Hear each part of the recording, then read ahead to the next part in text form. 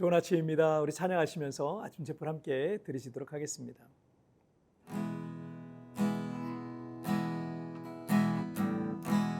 따스한 성령님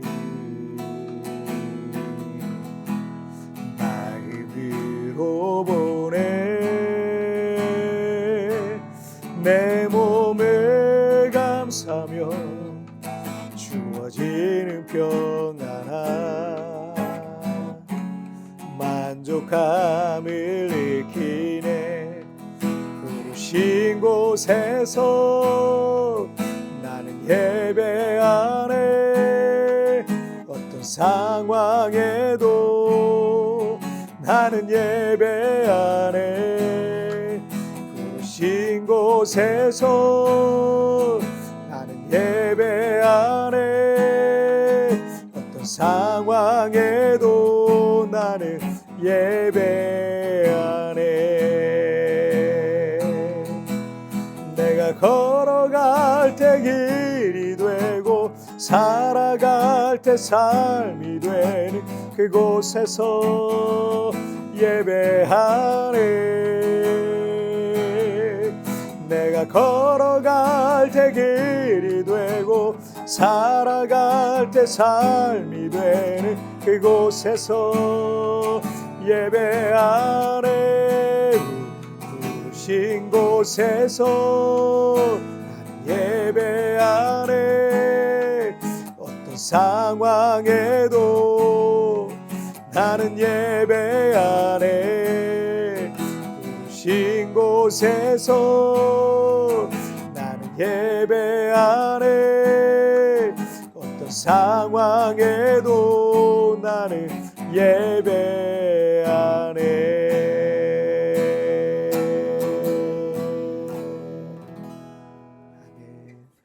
우리 같이 기도하시겠습니다. 하나님 아버지 감사합니다. 오늘도 하나님 앞에 예비하며 이 하루를 시작합니다. 날마다 말씀으로 나를 거룩하게 하여 주시고 우리 하나님 앞에 더 가까이 나가는 삶이 되게 하여 주옵소서. 우리 하나님 영광과 찬송을 홀로 받으실 줄 믿사오며 예수님의 이름으로 기도하옵나이다. 아멘. 오늘 우리에게 주신 하나님의 말씀은 사무엘상 17장 12절부터 18절까지의 말씀 제가 봉독해 올리도록 하겠습니다. 다윗은 유다 베들레헴 에브라스 사람 이세라 하는 사람의 아들이었는데 이세는 사울 당시 사람 중에 나이가 많아 늙은 사람으로서 8 아들이 있는 중 그 장성한 세 아들은 사울을 따라 싸움에 나갔으니 싸움에 나간 세 아들의 이름은 장자 엘리압이요 그 다음은 아비나답이요 셋째는 삼마요 다윗은 막내라. 장성한 세 사람은 사울을 따랐고 다윗은 사울에게로 왕래하며 베들레헴에서 그의 아버지의 양을 칠 때 그 블레셋 사람이 40일을 조속으로 나와서 몸을 나타내었더라. 이새가 그의 아들 다윗에게 이르되 지금 내 형들을 위하여 이 볶은 곡식 한 에바와 이 떡 10덩이를 가지고 진영으로 속히 가서 내 형들에게 주고 이 치즈 10덩이를 가져다가 그들의 천부장에게 주고 내 형들의 안부를 살피고 증표를 가져오라. 아멘. 혹시 습관적으로 남 탓이나 환경 탓하는 습관을 갖고 계신 분이 계십니까? 우리가 살다 보면 남 탓과 환경이나 조건 탓할 때가 있을 수 있어요.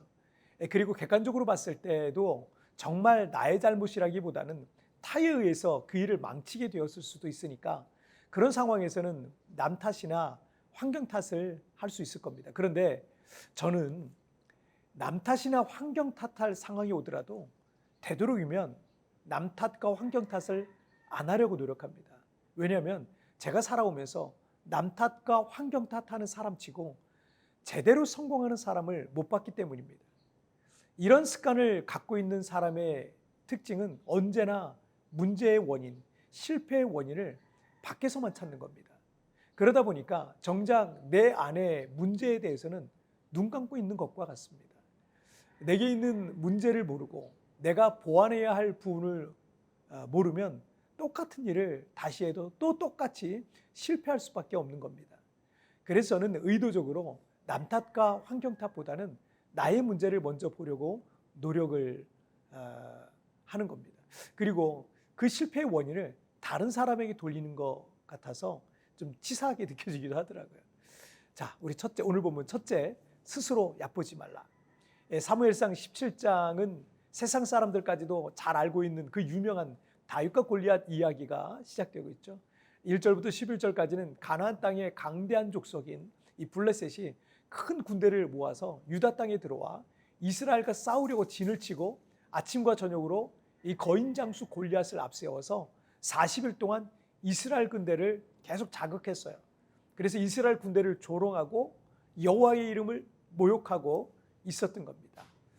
그리고 오늘 본문인 이 12절부터 18절은 이 다윗에 관한 부분이 소개되고 있는 부분인데, 대대로 이 베들레헴에서 베들레헴이란 마을에서 살고 있었던 이새라는 사람의 8번째 막내 아들이 다윗이었습니다. 그의 형들 중에 첫째 형부터 셋째 형까지는 지금 블레셋 족속과의 전쟁에 참전한 상태였습니다. 14절부터 15절까지 말씀을 보시면 다윗은 이 막내라 장성한 세 사람은 사울을 따랐고 다윗은 사울에게로 왕래하며 베들레헴에서 그의 아버지의 양을 칠 때, 다윗은 막내 아들이었고 이전에 사무엘 선지자가 그의 집에 왔을 때에도 어렸기 때문에 아예 처음부터 아버지 이새는 다윗을 부르지도 않았던 거죠. 늙은 아버지가 볼 때에도, 형들이 볼 때에도 다윗은 어렸고 그리 주목받을 만한 게 없었던 어린 막내 동생이었을 뿐입니다. 양을 치면서 가끔 사울왕 앞에 가서 평소 좋아하던 악기 연주도 하고 또 아버지의 심부름을 할 정도로 어린 소년에 불과했던 거죠. 다윗은 집에서도 주목받지 못했던 어린 양치기 소년에 불과했습니다. 그런데 사람들은 자신의 포지션이 다른 사람들과 비교해서 비중이 낮거나 부족해 보이면 스스로를 얕보는 경향이 있습니다. 나는 나이가 어려서, 나는 키가 작아서, 나는 힘이 없어서, 나는 경험이 없어서, 나는 돈이 없어서, 나는 재능이 없어서, 지금 맡고 있는 일도 중요한 일이 아니어서. 자기 스스로를 얕보면 그건 겸손이 아니라 믿음이 없는 거예요. 결국 그런 사람은 아무것도 할 수 없습니다. 다윗이 거인 장수 골리앗 앞에 나갔을 때 그는 이 칼이나 창 대신에 물매와 돌멩이 5개만 들고 싸우러 나갔습니다. 그는 한 번도 잡아본 적이 없었던 이 칼과 창을 들고 나가는 것보다는 평상시 양을 칠 때 양을 지키기 위해서 곰과 사자를 쫓을 때 유용하게 사용했던 이 물맷돌이 그에겐 더 편했던 겁니다. 하루 종일 양을 칠 때 얼마나 지루하겠습니까? 어떤 사람은 그 시간을 지루하고 심심하게 생각하겠지만 어떤 사람은 내게 주어진 자기 개발의 시간으로 사용하기도 할 겁니다. 다윗은 아마도 그 시간에 부지런히 물맷돌 던지기를 연습했고 그는 꽤 잘 던지는 소년이 되었던 것입니다. 그래서 곰과 사자를 맞설 때처럼 골리앗도 두렵지 않았던 겁니다. 여러분이 갖고 있는 무기가 최고의 무기가 될 수 있어요. 여러분이 지금 하고 있는 일이 여러분의 인생을 완전히 바꿔놓을 만한 그런 놀라운 전환점이 될 수 있고 복이 될 수도 있는 거예요. 그냥 눈으로 보여지는 것으로만 판단하지 마십시오. 자기 스스로 얕보지 마세요. 자, 둘째는 하나님께서 나와 함께 하신다.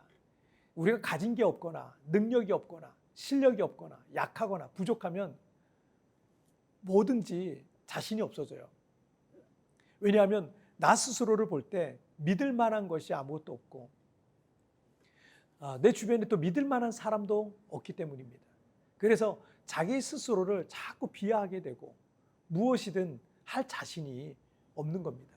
그런데 제가 예수님을 믿기 전에는 뭐 하나 자신 있는 게 없었거든요. 대여섯 살 때부터 부모님 없이 고아처럼 살아야 됐고 그렇다고 성격이 제가 뭐 특별히 좋거나 특별한 재능과 능력이 있거나 공부를 뭐 잘하지도 못했던 것 같고 부모가 없으니 당연히 너무나도 가난해서 먹고 사는 것조차 힘겨웠기 때문에 그렇습니다. 저의 어린 시절을 이렇게 생각하면 백가죽이 이 등에 딱 붙었다라는 말처럼 늘 뱃속이 비어서 물로 배를 채울 때가 참 많았습니다. 그러니 뭐 하나 자신 있는 게 아무것도 없었습니다. 의지할 것도 없고요. 의지할 사람도 그 어떤 것도 없었기 때문에 그렇습니다. 하지만 19살에 이제 교회를 제가 출석을 하면서 예수님을 믿고 나니까 하나님께서 나를 사랑하시고 나와 함께 하시는 것을 느끼고 믿게 된 겁니다. 그러면서 제 삶에 이제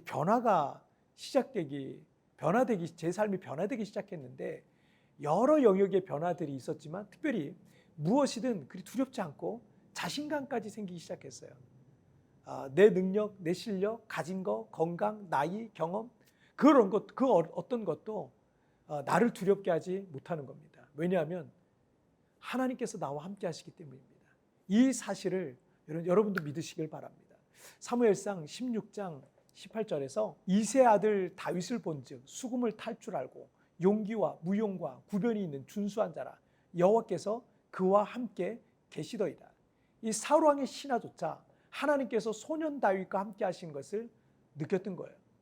사무엘상 17장 37절에서 또 다윗이 이르되 여호와께서 나를 사자의 발톱과 곰의 발톱에서 건져내셨은즉 나를 이 블레셋 사람의 손에서도 건져내시리이다. 사울이 다윗에게 이르되 여호와께서 너와 함께 계시기를 원하노라. 이 다윗이 거인 장수 골리앗 앞에서 조금도 두렵지 않았던 것은 사자와 곰의 발톱에서도 하나님께서 함께 하셔서 건져주셨다라는 것을 믿었기 때문입니다.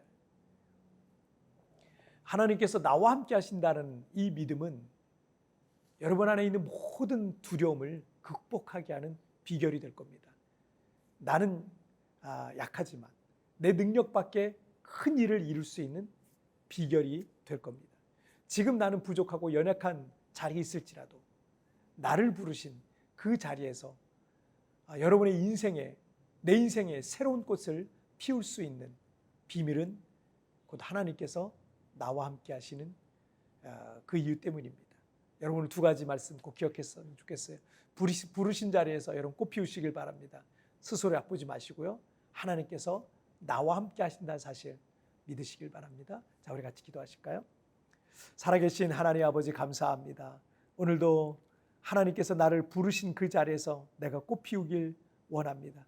하나님께서 나와 함께 하시는데 나 스스로를 얕보거나 비하하지 않고 하나님께서 나와 함께 하시는 내게 능치 못할 일이 없느니라 라고 믿음으로 고백하며 나아가는 우리 혼성도들이 되게 하여 주옵소서.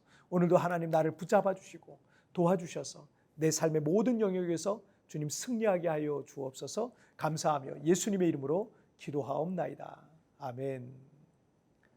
여러분 뒤편에 나온 오늘의 묵상 보시면서 개인적으로 묵상하시고요. 짧게라도 뜨겁게 기도하시면서 오늘 하루 주님과 동행하시길 바랍니다. 내일은 우리 리마인드 3분 메시지를 통해서 여러분 찾아뵙도록 하겠습니다. 여러분 승리하세요.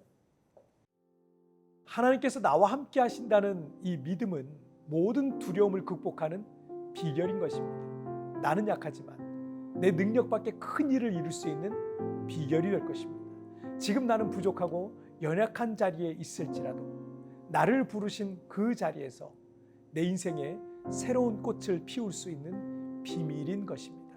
하나님께서 나를 부르신 자리에서 무엇을 할지 묵상해 봅시다.